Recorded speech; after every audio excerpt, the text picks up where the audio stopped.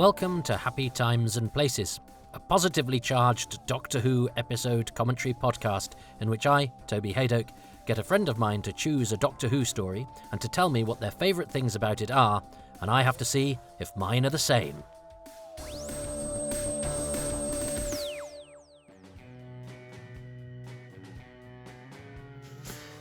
Hi Toby, it's Derek here. Thank you so much for letting me participate in this. Although I'm normally a Star Trek fan, Doctor Who, classic Doctor Who, will always have a special place in my heart. And it's Tom Baker who is my doctor. I first saw him when he was first broadcast in America on WOR-TV in New York City in 1978. And me and my friends lapped it up. The adventures of him and Sarah Jane Smith and Harry Sullivan and the Brigadier just ate everything about it. So, the following year, when I got a chance to go visit my grandparents in Belfast for a few weeks at Christmas time, and they were showing a serial from years ahead of when we were going to see it in America, I ate it up. It was like looking into the future, appropriately enough. The serial was My Nightmare of Eden. And over the years, it's had a critical lambasting from fans and reviewers for various reasons. But I would like people just maybe to give it a second try. Well, hello everybody. I'm a little bit behind, so I was going to watch The Terror on BBC iPlayer, and I've got a couple of other things to catch up on as well. But I thought, nope, I need to do a Doctor Who, so I don't tend to prep for these anyway, but at least I think about them as I'm approaching them. Right, what's the next one on my vague schedule? And it's Nightmare of Eden. As you have just heard my friend Derek say, who I haven't seen for so many years. He lives not far away, but we just guess we don't move in the same orbit and haven't done in recent years. So it's really nice to hear his voice. And I knew he was big on Star Trek and things, but I knew he knew his Who, so I'm very pleased that he responded to my suggestion that he take part in this, and he suggested Nightmare of Eden. So we are going to. I've got the DVD ready to play, and I'm gonna go for the play all option when I can find the remote control, which I have attached to the DVD player. We're gonna press play in 3, 2, 1.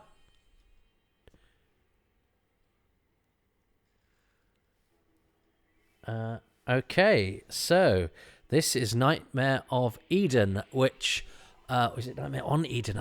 It's only playing around in my head because somebody on my Facebook today, when I can't remember what it was, I said I couldn't remember something, and they said there's 3 things. They don't know if the Sunmaker's one word or two, whether it's Warriors of the Deep or Warriors from the Deep, or whether it's Nightmare of or on Eden. It's Nightmare of Eden by Bob Maker, not with Dave Martin. I remember this from my youth, so my journey with it appropriately has been a slightly tempestuous one. It's a very early memory I have, and I remember being in bits of my house and thinking of the Doctor Who that I'd seen that week, and I very much remember I remember these two. I remember Secker being all cheerful and slightly dotty, and then he gets fractious later on. This is quite a good wheeze, isn't it, to have the passengers all in these having their heads covered and wearing the funkiest glasses like they're in the video for Video Killed the Radio Star, because it means later on when the Doctor goes from cabin to cabin, you can have the same bunch of actors, not have to hire lots of different people. So Nightmare of Eden, season 17, which is really my first. Is the first season I remember all of.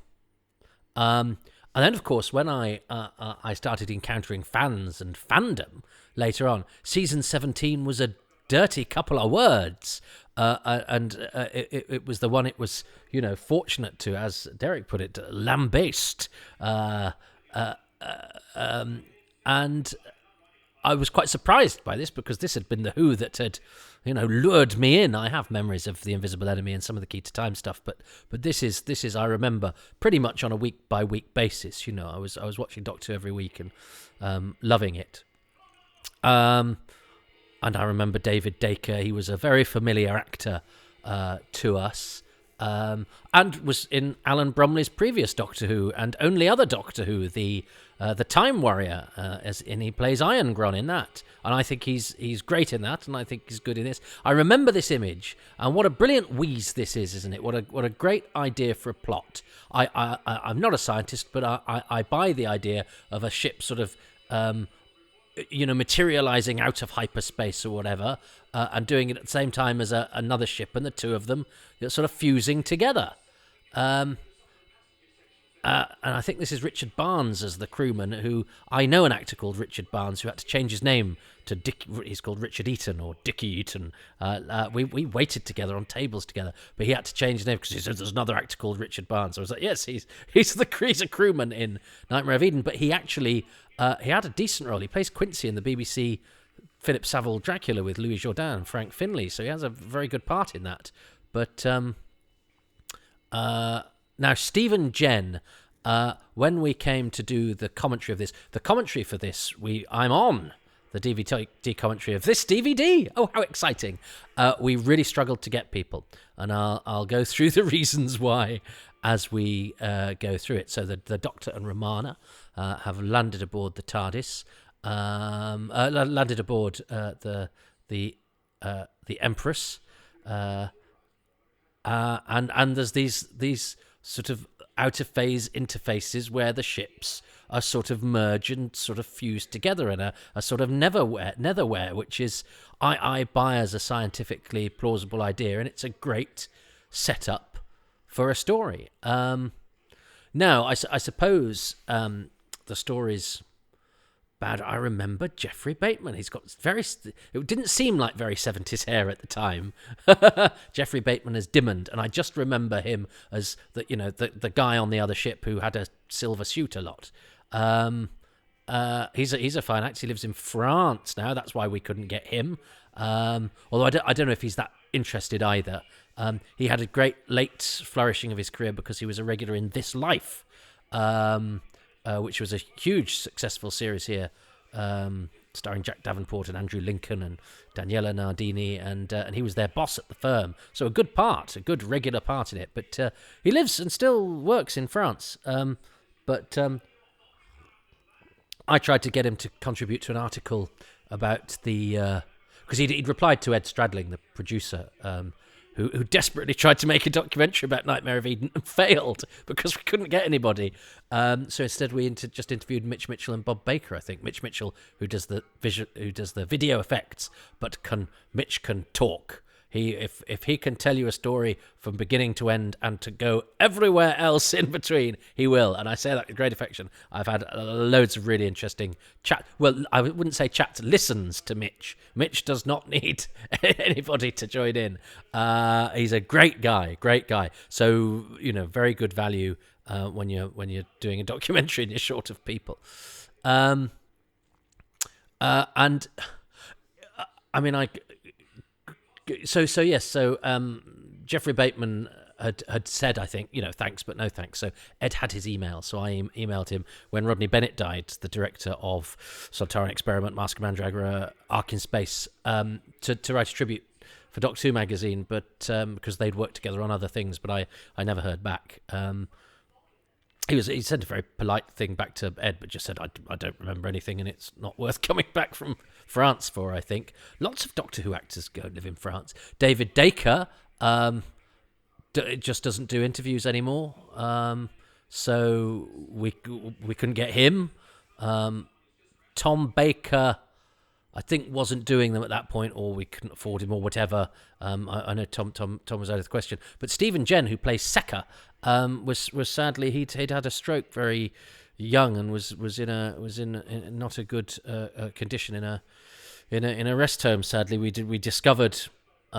I think on the day of the recording, I was told that's why we'd not been able to track him down. But an interesting thing that isn't on the commentary, but I think I am allowed to divulge because I didn't on the commentary because I love this galactic. I like the character of Rig because he's not daft and he does his he does his research and he's the sort of point of view character at the beginning, which means for interesting stuff later on.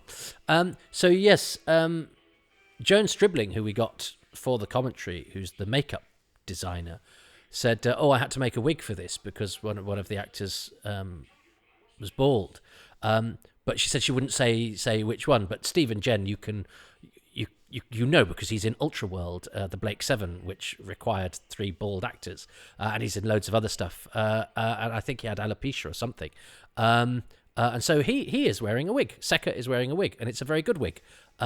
Interesting. Now you just go let the actor be bald, for goodness sake. And his brother, because his brother is the actor Michael Jen, who is the guy in the cell in The Name of the Doctor. He's a very interesting movement-y sort of actor. He's in World War Z as World War Z. I can't call it that. He does some of the zombie movement in that, I think. He's a very interesting physical actor. So Michael and Steve and Jen are 2 people who've been. I think I'm right in saying he's his brother. Yes, you could. Yes, I'm gonna go for that. Now here we of course have the reason that Secca is starting to misbehave, which I didn't understand as a child at all, having been jolly and a bit woozy. And I suppose I probably thought he was drunk. I probably get that. He's on drugs. I'm sure I didn't realise this was about drugs when I was 4? No, I didn't. And I think Stephen Jen does the transition from high as a kite to really edgy and being strung out and withdrawal. I was going to say jonesing, but I don't know if that's the lingo. But he's strung out and he's on withdrawal symptoms, which is very grown up, and I'm quite happy for Doctor Who to go there. And I actually think again it's a great concept for a story. The whole drug element and the science behind the drugs and the revelation of what the drugs are, I think, is all great stuff. But here we get to one of the reasons why this story has a bad reputation, is that you have a fine sardonic Australian actor, Louis Fiander, who decides to play Trist, whose name is the giveaway as to what he's up to, I think. A silly Germanic accent. And he goes, I'm in Doctor Who, and I'm playing a scientist, so I'll play him like this, huh? And nobody went, don't do that. I mean, it's not a bad performance, and it's not too silly a performance. I remember not thinking he was a funny character when I was 4, but I do think it's an unfortunate choice. I think during this period of the show, I think a lot of actors take a look at Tom Baker and have an attitude towards Doctor Who and go, oh, this is a chance to muck about a bit. I don't know if the world's any better place now that there's so little work around for actors. You can't spend a month on a job and go, I'll dick about for this one. I'll send myself unless you're an actor of great stature. But I think, well, I do know of one who, but they cut round an actor in a more recent who decided to arse about. But Doctor Who's history has an illustrious history of actors coming in and mucking about. And I think it takes a certain kind of actor to get away with it. And not even Tom Baker gets away with it all of the time. And Tom Baker is a very funny, mercurial, otherworldly genius. But even he, genius, I've worked with some genius comedians, and they're not always on song because it sounds counterintuitive to say this. Genius does occasionally need to be sort of herded or kept in check or at least siphoned in the right direction. And I think I'm not saying anything that is unknown at this period, that Graham Williams was perhaps not the firmest of producers, and that gave Tom Baker a bit of a hand, and that meant that he has moments, I think, of utter brilliance, even now. And there are moments of brilliance in this story. And he has the odd moment where it could have just done with somebody going, do you want to perhaps not do that? But of course, we know that he didn't see eye to eye with Alan Bromley, the director of this, who was very senior. He'd been a producer at the BBC, but was now in the sort of twilight of his career and was directing. Never quite got to the bottom of what happened here. I mean, Lalla Ward says that, at one point he says, is the director in the box or a conductor or something, and was quite waspish and I think that Alan Bromley didn't know how to handle Tom Baker. That's brilliant. I love that Secker going into the mist with all the light. It's quite strange. It's quite unnerving, and the fact that he's so sort of jolly about it, gives it a slightly creepy edge as well. I think there's this was quite late in my sort of collecting of bootlegs, if you like, partially because not many people had season 17 stuff. I don't know if anyone was particularly hurried to get it, because I think because a lot of us remembered these stories, we wanted to get stuff that had been on before we were born, or certainly I did. So I remember when we got this, it had all the episode endings. It was all edited together, so you could get this and I think the Horns of Nimon onto one VHS. And I don't like it when the credits are cut off, because I like reading the credits because I'm certifiable. And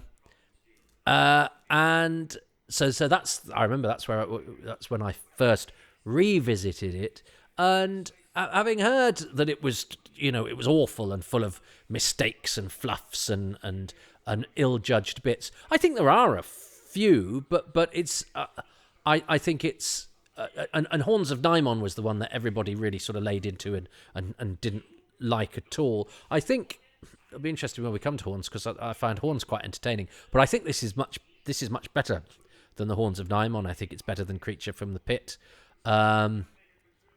I even might like it more than Destiny of the Daleks. City of Death is obviously this weird, strange, brilliant shining beacon in the middle of quite a wayward season. But I find this thoroughly entertaining. I think it's got lots of good ideas in it. I like his glasses. This is a bit silly. And the way he pulls the face and goes, he died. It's just not a believable moment. But there are other moments where I think he gives quite an interesting performance. But I'm not sure it's the correct choice, and it's a shame, because I've heard interviews with Louis Viander where he comes across as a very sort of urbane and intelligent, and as I say, a slightly sardonic fellow. And if he'd had all those qualities as Trist, I think he actually would have been more interesting than the sort of mucking about. But I still don't think it's terrible. David Dacre, on the other hand, I think is excellent, and judges exactly how to play it properly. And I so remember this. I remember the thing coming out and biting her on the neck and her collapsing. So this is where my memories start to become melded with my childhood. This is my Doctor Who, and these planets that she's seeing, Romana, on the CET screen. Another idea. So there's three ideas at the core of this. You've got the bit that captures bits of worlds. The Eden bit is obviously a bit more like a studio than all of the other planets. The other planets. Yes, I have captured a bit of the planet Eden and some more convincing planets. If you twist the dial to see some planets that are slightly better rendered because they are on film or stock footage. I think they look like film models to me. That's a great shot of Stott. An uncredited Barry Andrews in episode 1. Spoilers, everybody. Jennifer Lonsdale as Della. We couldn't find her. She since has been found. She's not the wife of the Sheriff of Nottingham, but it's something like that. She's quite high up in in local government wherever it is she lives, and she's quite posh. And I know she signed things and sent things to people, but she's not done an interview. We couldn't get hold of her for the commentary, so we were. That's why the DVD of Nightmare of Eden is quite sparse. I hope if ever season 17 comes onto the Blu-ray range, there's a few gaps can be plugged or a few attempts can be made to have another bash. I thought we did well with the commentary. We got Bob Baker, we got Colin Mapps in the special effects, we got Joan Stribling the makeup, Lala Ward, and Peter Craze for the last 2 episodes. So but that was literally everybody we could get. That's very good scar makeup on Stephen Jen there, who's given a good single episode performance, and it's a great Doctor Who thing. Going into the smoke, you hear a scream, you drag him out, he's got a scar on his face. I'm loving this. I think this is really terrific stuff. It's setting up the mystery. That these spaceship corridors are quite big and bulky and open, which is what you want for this kind of sort of cruise liner. It makes sense. So what you lose in, oppressive atmosphere that you might have in a sort of smaller, sort of creepier set, I think it works for the action stuff later on, and the lighting in these sort of cupboard scenes is very good. And there's a great mystery going on here. Somebody's nicked the Vraxoin. I think when I saw it written down, that's Stott again, isn't it, with his laser gun? And I like a laser effect. And I like the little circles that it does when it hits him. Of course, he's only stunned. I thought it was called Vraxoin, but of course it's Vraxoin, like heroin. Vraxoin heroin. And I think it was at Lala Ward's insistence it was changed from being called Zip, which she thought was too funky a name, and I think that was a good call. And Vraxoin is a good name. And I like that I sort of, the medical centre with them doing an operation. That's pleasingly sort of grounding. It's a bit like we recognise that as something from the here and now. And the idea of people having operations and things like that is a sort of moment of realism that is sometimes missing from spacier stories. So I think elements like that are good. I think that the slightly sparkly, chiffony elements of the costumes are perhaps a mistake. Now, that's Gary Dean, I think he's called, that extra who shakes his head. He died a couple of years ago, and I'd not really noticed him. And then when I noticed he died, I sort of had to look up, and he went, oh, he's in loads of Doctor Who's. But I think that's probably his greatest moment, is when he comes and Doctor Who shakes his head. So I salute you, Gary Dean, extraordinaire.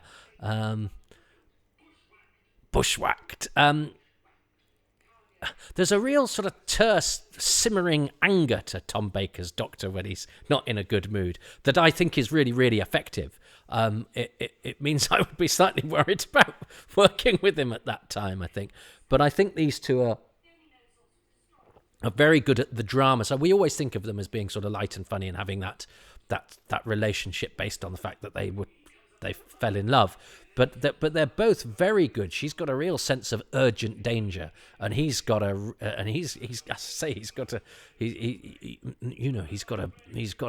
burning aggravation that can only be had by somebody who's been to the edge of the universe and back and knows what can happen when things go wrong.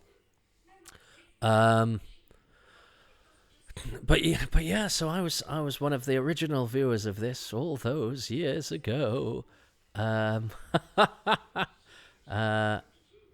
of course, Alan Bromley, the director, little did I know, I certainly didn't know at the time, was removed or walked out. Graham Williams took over. I remember actually having done the DVD commentary and got what we could, where people were a bit coy as well, I think, because in an official BBC studio, even though we're just in a recording booth for a DVD thing, people don't necessarily go into as much detail as you might if you were having a chat with somebody in a pub, let's be honest.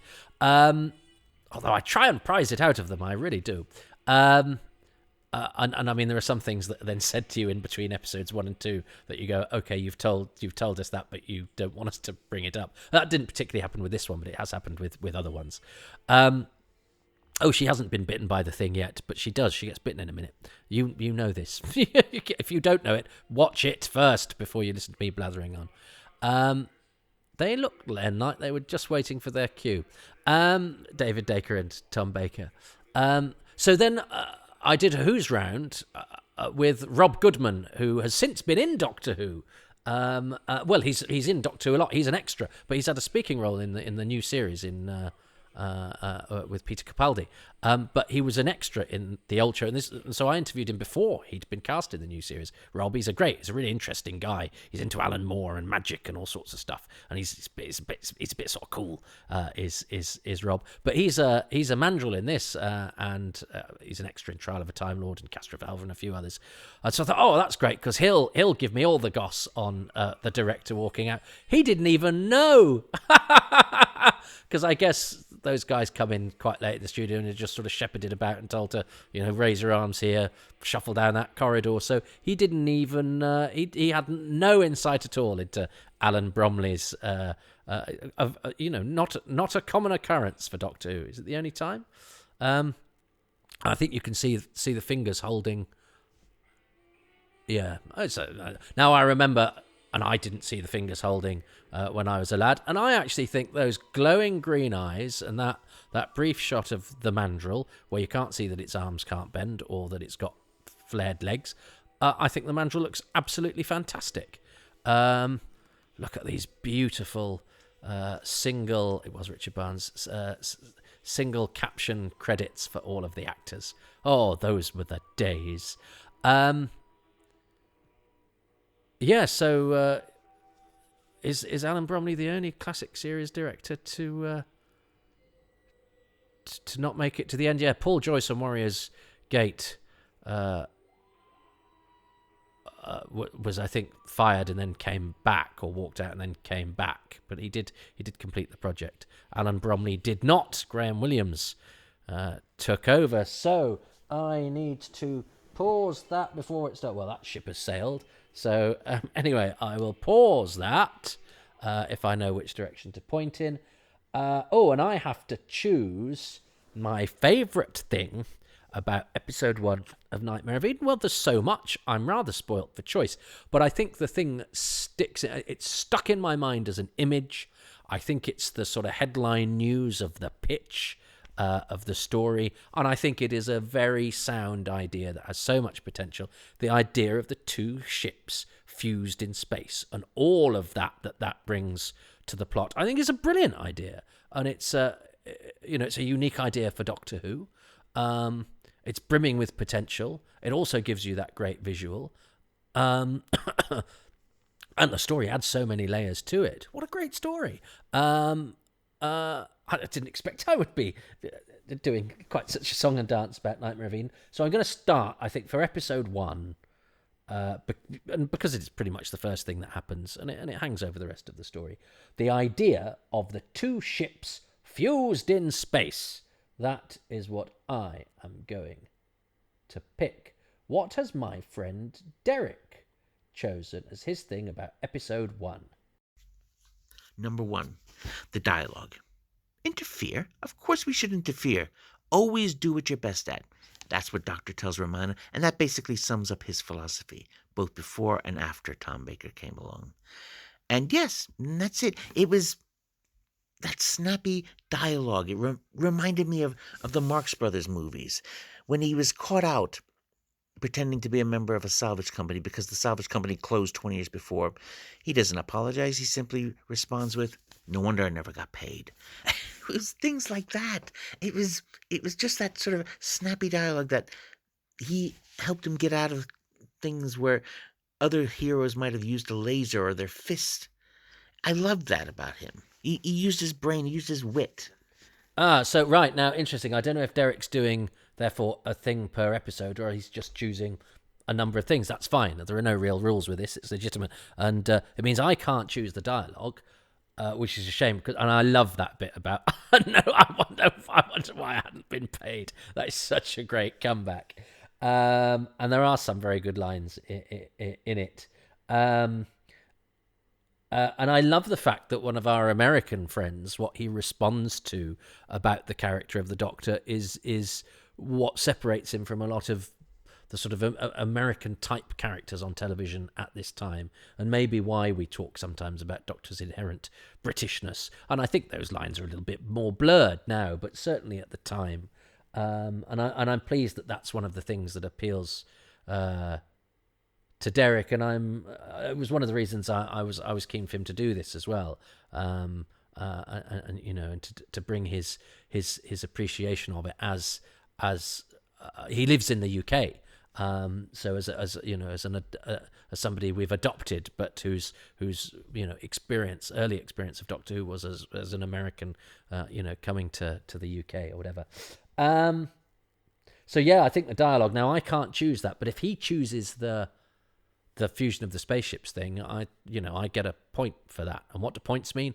Not entirely sure at this stage. I'm just going to keep on guessing, and if out of the 5 things that we guess, if 3 of them are identical, I win, and I think I get to kill Derek. I think it's something like that. It's just a silly little competition like that where his life is at stake. As I say, the rules aren't that clear, but I think death seems like a fair punishment. But I absolutely think, there is some great dialogue in Nightmare in Eden, so that's a fair point to Derek. Okay, that's the end of part 1. Had a lot to say there, didn't we?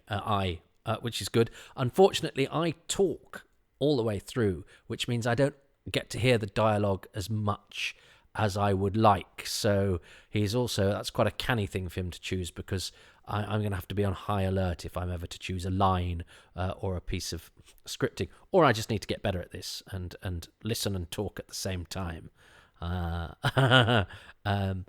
which many people who've met me would say I have yet to master.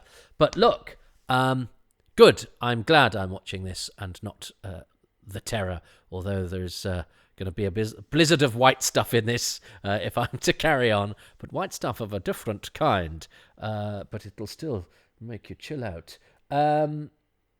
So thanks for listening to Nightmare of Eden Part 1. I'm going to give episode 2 a go now, but you'll have to wait until the very next episode of Happy Times and Places, because this one is about to come to an end. Goodbye. Thank you so much for listening to Happy Times and Places, which is presented by me, Toby Hadoke. My special guest this time around is Derek O'Brien. Check out Derek's original Star Trek stories at usssurefoot.blogspot.com. Thanks, Derek. Thanks too to my patrons, who include Ruben Herfindahl, Peter Harness, Rob Leonard, Stephen Moffat, Richard Straw, Mark Owen, Jenny at Blue Box 99, Paul Cook, Rob Dawson, John Deere, Chris Dunford-Kelk, Siobhan Galichon, Ian Key, Joe Llewellyn, Darren Mackay, Barry Platt, Luke Atkins, Peter Adamson, Will Brooks, Peter Burns, Rick Byatt, Paul Carnahan, Paul Carrington, and Andy Case. The music for this podcast is specially composed by Dave Gates, and the podcast artwork is by Dylan Patterson.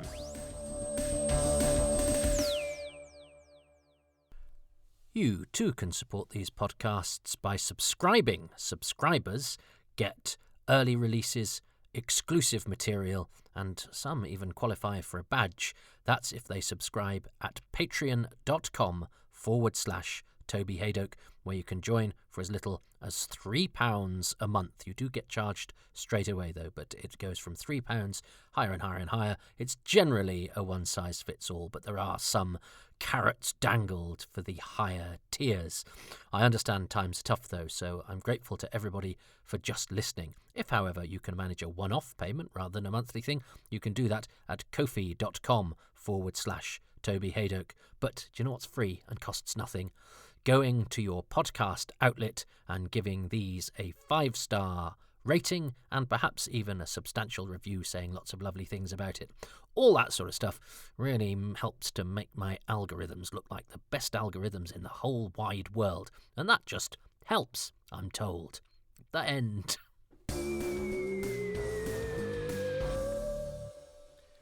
You can also subscribe to my YouTube channel.